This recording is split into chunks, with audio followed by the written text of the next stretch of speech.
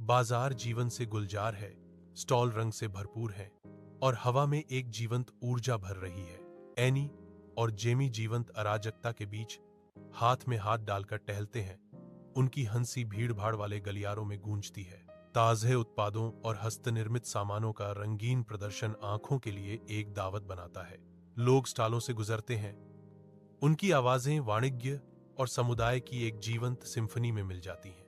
Any और Jamie एक आनंदमय पल साझा करते हैं। उनकी मुस्कुराहट हलचल भरे बाजार की गर्मी और जीवंतता को दर्शाती है।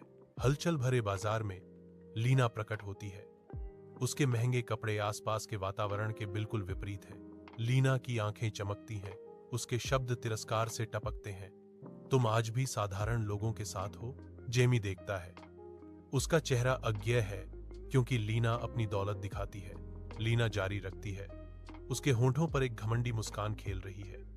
मुझे अपने अमीर प्रेमी के बैंक बैलेंस के बारे में बताने दो। हलचल भरे बाजार के बीच जेमी की मुस्कान चमकती है क्योंकि वह धीरे से एनी का हाथ थामता है।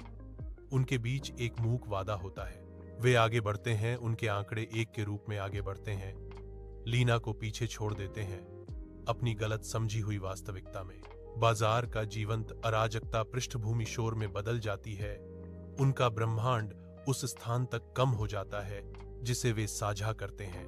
एनी जेमी को देखती है और वे दोनों मुस्कुराते हैं।